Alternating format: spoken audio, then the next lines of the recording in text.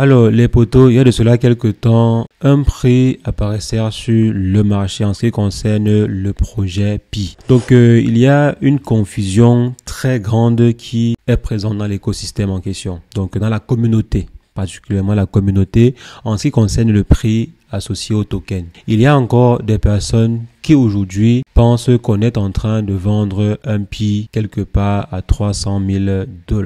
Donc je suis étonné déjà qu'il y ait des personnes qui pensent cela. J'ai même eu à voir des commentaires arriver dans le groupe Telegram, dans le canal Telegram, que je vous invite à rejoindre bien sûr.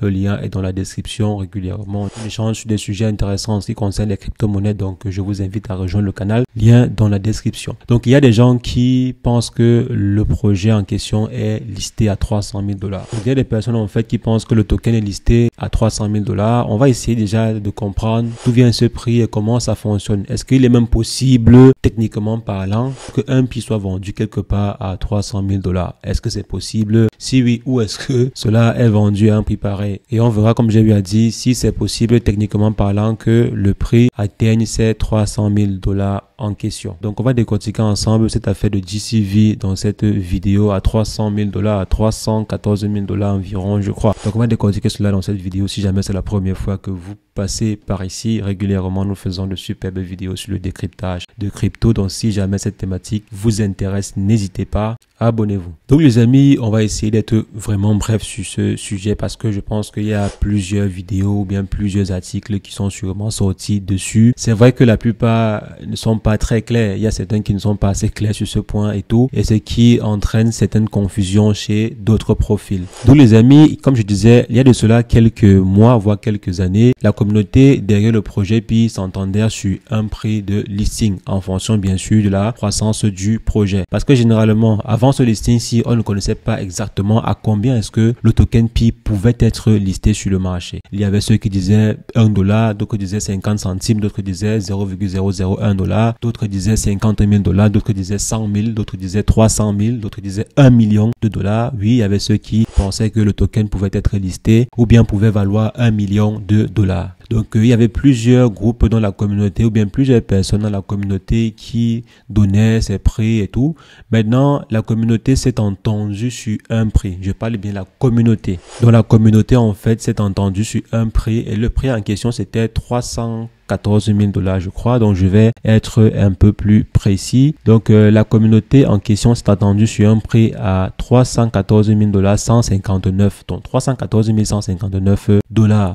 Et là, ils ont appelé cela le GCV. Le GCV veut dire Global Consensus Value, qui est en fait le prix de consensus de la communauté. Donc la communauté s'est assise, la communauté a décidé que le prix du Pi vaudrait 314 159. Et c'est également vrai qu'il y a certaines personnes même qui ont commencé à échanger des Pi à un prix avoisinant ceci entre eux. Comme vous avez sûrement vu, il y a des personnes qui vendaient des comptes Pi avant le listing même. Donc il y a des personnes qui vendaient des comptes Pi et ces personnes-là parfois vendaient à un prix super élevé, à un prix bien plus élevé que le prix du listing. Pourquoi? Parce que la communauté avait décidé que le Pi devrait valoir un prix avoisinant ceci ou bien un prix similaire à ce prix-là, à 300 000 $. Donc raison pour laquelle il y avait certaines personnes qui se basaient en fait sur ce prix-là pour vendre leur compte, soit leur compte Pi ou bien vendre des Pi en privé. Donc entre eux s'échanger en fait des Pi entre eux, surtout lorsque la team a eu à mettre sur pied leur propre network, donc leur propre mainnet, pardon. Donc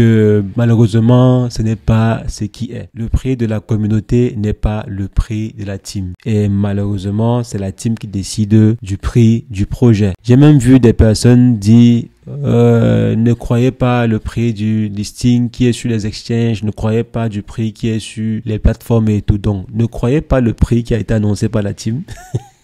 Donc, comment ne pas croire le prix qui a été annoncé par la team derrière le projet? Parce que ces plateformes-là, comme Bitget, comme OKX et tout, ce ne sont pas des plateformes de blague. Ce sont des exchanges renommés et réputés. Si jamais une plateforme liste un projet similaire sans avoir l'accord de la team derrière le projet, ça sera très certainement des poursuites judiciaires. Donc, quand quelqu'un me dit, ne croyez pas le prix que vous voyez sur des exchanges de renom, les amis, je pense que, bon, quand c'est comme ça, moi, je ne comprends pas trop ce que la personne veut et je suppose que c'est sûrement un novice. Dit que le prix officiel, le listing n'est pas le prix officiel. Bon, je ne sais pas ce que la personne souhaite réellement. Mais vous devez savoir que pour qu'un projet soit listé sur un exchange comme Bitget ou bien OKX ou Binance même, les amis, il y a toute une étude derrière qui est faite. Il y a tout un examen, il y a toute une évaluation, il y a un KYC de la team qui est faite. Et ce n'est pas du tout évident. Donc, si le projet a réussi à être listé sur des plateformes comme OKX et Bitget, ça veut dire que le projet déjà est un projet sérieux. Et maintenant, lorsque le projet est listé sur des exchanges, généralement, la team va définir un prix en fonction de ses objectifs et de ses ambitions. Donc, le prix qui est présent actuellement sur les exchanges, c'est le prix qui a été proposé par la team après avoir évalué. Donc, lorsque la team a eu à évaluer le projet, ils ont dit et défini que le prix serait à $1 ou bien similaire à $1, comme vous avez sûrement vu au listing. Donc, les 314 159 $ qui avaient été annoncés, les amis, c'est uniquement des spéculations de la communauté. La team ne s'est jamais prononcée officiellement par rapport à ceci. Et ce n'est même pas faisable. Imaginez-vous si jamais on a 10 000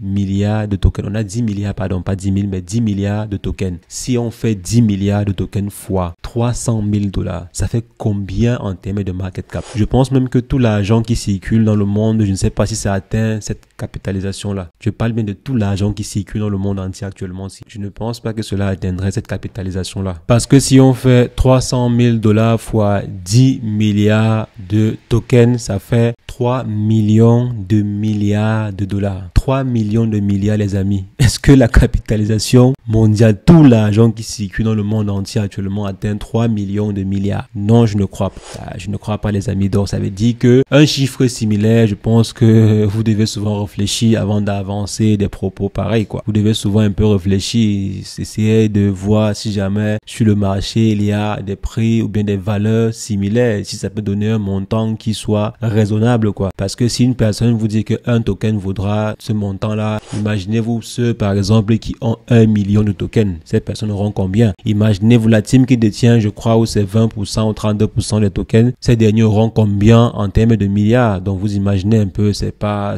faisable. Donc, il n'est pas du tout possible que le token atteigne 300 000 $ si jamais on reste à un nombre maximum de tokens sur le marché de 10 milliards. Donc, si on a 10 milliards de tokens, les amis, c'est pas faisable techniquement qu'on atteigne les 300 000 $. Pourquoi? Parce que on serait à un market cap qui n'a jamais existé. Tout l'argent du monde. Où est-ce que la team pourrait prendre une telle liquidité? 3 millions de milliards de dollars. Donc, les amis, vous voyez qu'il faut souvent réfléchir face à certaines nouvelles. Maintenant, ceci étant dit, les seuls points qui pourraient faire en sorte que le projet atteigne les 300 000 $, c'est que la team décide en fait de diminuer les tokens qui sont en circulation ou bien l'offre totale possible, quoi. Donc, que la team burn progressivement et que l'on passe de 10 milliards de tokens à pourquoi pas 10 millions même. Donc, quitter de 10 milliards à 10 millions, ce serait déjà un bon chiffre, mais je ne pense pas que la team puisse effectuer un burn pareil. Je ne pense pas que c'est possible. Et si jamais la team ne peut pas burner des tokens ou bien ne peut pas burner cette quantité de tokens là, alors ça veut simplement dire que, les amis, il ne sera jamais possible que le token atteigne 300 000 $. C'est trop d'argent, c'est trop de market cap. Un market cap à plus de 15 chiffres, les amis, c'est énorme, quoi. Donc, il faudrait être raisonnable dans vos réflexions. Je ne sais pas si jamais il y aura un nouveau token qui verra le jour et tout, mais pour l'instant, ce token natif-ci,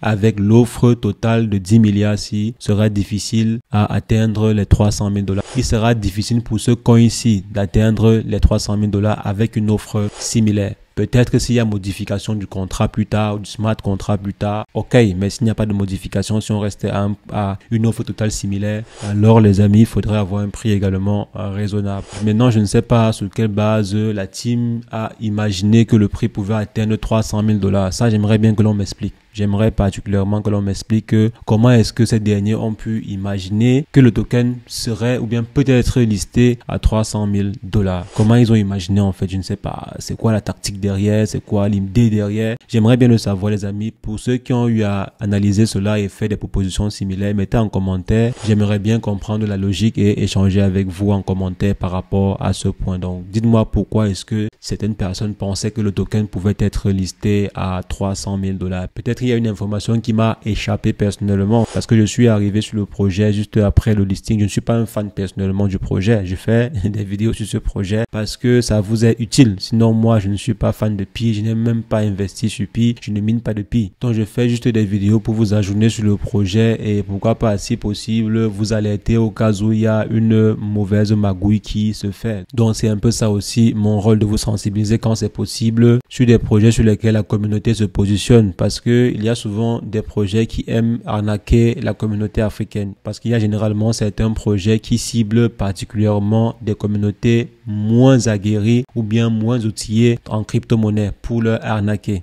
Donc j'ai souvent vu des projets atterrir en Afrique, en Amérique du Sud, en Asie, parce que généralement là-bas les gens sont mal informés, les gens sont prêts à faire tout et n'importe quoi pour une crypto-monnaie qu'ils ne connaissent même pas vraiment, et généralement contre des fausses promesses. On vous promet le ciel et la terre, mais malheureusement ce n'est pas vraiment ce que vous avez au final. Donc il y a plein de projets similaires qui sont venus et ont arnaqué des communautés africaines, des communautés asiatiques, des communautés indiennes et tout ça, parce que généralement là-bas il y a beaucoup plus de personnes qui souffrent quoi. Généralement là-bas il suffit de promettre à quelqu'un qu'il aura $1000 à la fin du minage, ou bien qu'il aura $1000 en investissant sur telle ou telle chose, que tout peut basculer. Ce dernier pourrait vendre toute sa maison pour venir investir dessus si jamais les mots sont bien placés. Donc quelque part aussi, je me dis, faire des vidéos régulièrement sur des sujets pareils ou bien examiner des sujets pareils pour vous serait intéressant pour éviter que vous tombiez dans le panneau. Bien sûr ceux qui voudront, parce qu'il y a parfois lorsque on essaie de faire des vidéos pour vous sensibiliser, généralement c'est comme si on avait un problème avec vous ou bien un problème avec un projet en particulier. Non les amis, généralement je ne gagne rien en vous disant que tel projet est bon ou bien faites attention ici ou là-bas. Généralement c'est juste des commentaires positifs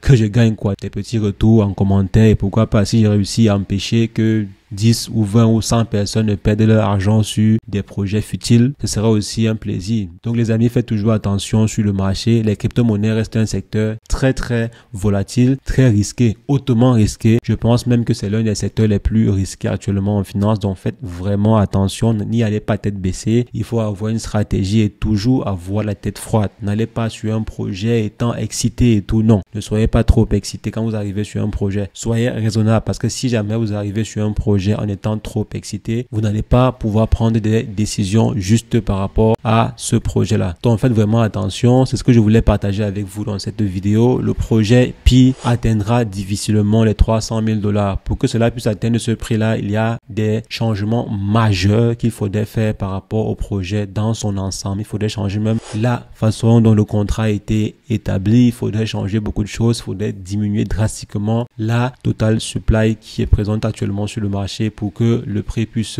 atteindre les $300,000. Sinon, on atteindra un market cap qui serait juste impossible, quoi, juste inimaginable, quoi. Donc, les amis, c'est ce que je voulais partager. On va se revoir très prochainement pour une nouvelle vidéo sur le décryptage de crypto. Mais entre-temps, portez-vous bien. Ciao, ciao.